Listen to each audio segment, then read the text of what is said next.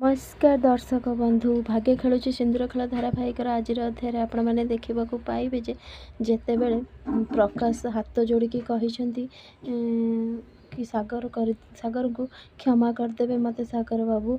तो ठीक से कहते से कथा कौन कि आयुष ठीक से बेले आकाश आसछन्ती डैड आयुष रेडी अच्छी। यह शुणिकी समस्ते आश्चर्य। आकाश कहते तो शेरवानी टी फिटिंग आसला ना से इशू ठीक है से आसूची। तो आयुष आसी आयुष को देखिकी लिपिका माँ कहते माँ आम अजथारे केते कौन भावुले नुहे देखला बेलू जगन्नाथ महाप्रभु जहाँ रखिंट सब ठीक करिसेंती कारण सीए लिपिका मथरे आयुषर सिंदूर लिखिंट आउ सबू ही ठीक हम।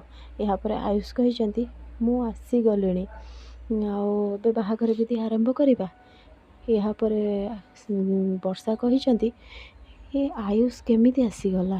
आकाश कहते कई जाने मत सी हठात फोन करके कहला शेरवानीटा नहीं आसवाई आटा नहीं गली तापर सी आसीगला। वर्षा कहते सी जहाँ भी हो मत लगुच स्वयं जगन्नाथ ये बाहाघर चाहूले से तो आयुष बाहाघर पूर्वर पहुँची गले। एपटे जमीती समस्ते खुशी अच्छा किंतु आयुष को मन दुख अच्छी। तो लिपिका बहुत खुशी अच्छा मंत्र पाठ हो पुरोहित मंत्र पाठ कर समस्ते छेड़ा होती। तो ठीक से बेले देखा लगी लिपिका आउ लिपिका फूलमाला धरिकी छिड़ा होती आयुष भी फूलमाला धरिकी छिड़ा होती। लिपिका बहुत खुशी अच्छा आयुष को देखी आयुष कर किंतु मन दुख। लिपिका मने मने भावुंट आयुष सार खुशी अच्छा तो काली भी से एमती थिले आज भी एमती अच्छा के जाने कहीं एमती भावुची हेले हे मुझे कहीं भावुची सी जदि खुशी न था कौन ये बाहाघर राजी था। बाहाघर रे झील मैंने केवल लाज करती पुओ मैंने भी लाज करती आउ सेमिति रे बाहाघर पर पुओ पिला जीवन भी चेंज हो। आयुष सर मत भल पाँच आउ मत भी भल पाइबा उपर भरोसा रखा पड़ो। यापर आयुष देखी से देखिकी हसी। आकाश कहते आयुष अरे बर मैंने मुंड नुआंती टिके तो मेल इगो देखा सेमती मुंड उपरू करी रहिबू। यापर सर कहते मो दीदी भी छाड़बनी भाई दीदी तू भी टिके तेढ़ा करके फूलमाला पकईदे। तो समस्ते खुशी होती किंतु आयुषकर माँ आउ जेजेमा रागिकी देखा लगी किंतु आयुष तल को मुंड नुआई देइछंती आउ लिपिका खुशी होती। लिपिका सांग कहते हाय हाय मु मरी जीवी माने आम लिपि को आम भेणे भाई एते पसंद आसला जे से निजे ही मुंड नुआई देले। यापर प्रकाश सागर आकाश वर्षा समस्ते खुशी होती। लिपिका जो आयुष को फूलमाला पिंधे देइछंती आयुष चुपचाप छेड़ा होती। प्रकाश कहते कौन है आयुष तू कौन एबे भी लाज करुछु। तो आयुष तांको भी फूलमाला पिंधे देइछंती। तो यापर समस्ते फूल तांको उपर को पकईछंती।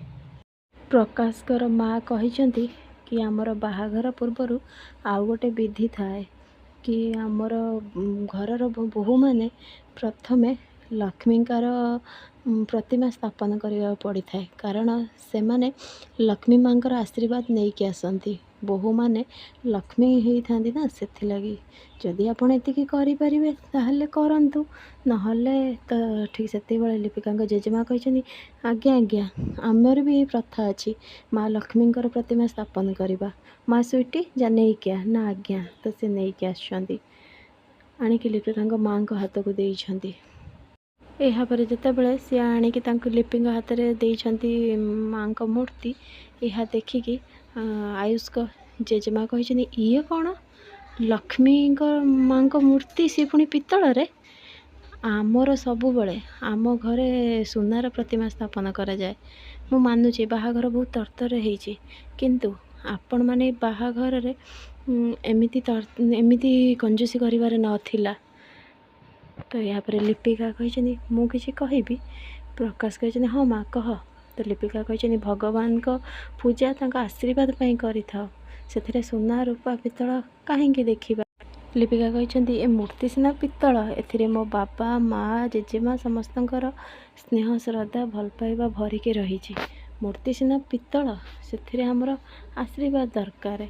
तो यहाँ पर प्रकाश कहते ठीक कथा कहीचु। प्रकाश कहते मनरे भक्ति थिले पत्थर भी ठाकुर, जदि मनरे भक्ति न थाए ताहले भगवान भी पत्थर हो जाती। तो ठीक से समस्ते देखा लगी। यहाँ पर वर्षा आसी पाखक आउ वर्षा कहते आस लिपिका लक्ष्मी माँ को मूर्ति स्थापन करवा।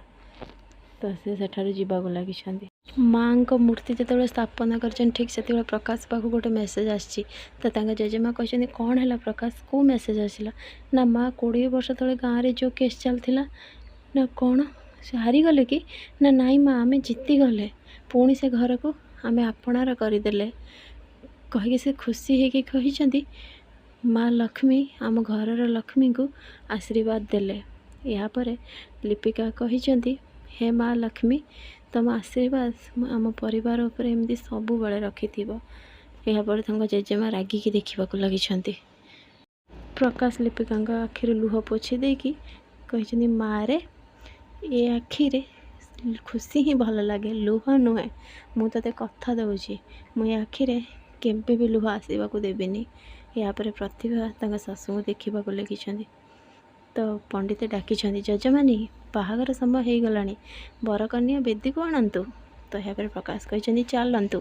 तो समस्ते बेदी को सेठार जाइछन्ति। फ्रेंड्स आगो केमती नुआ अपडेट पाइबा लगी मो चैनल को सब्सक्राइब करंतु। आपण मानकु मो वीडियो भल लागुथिले मते कमेंट रे कहंतु।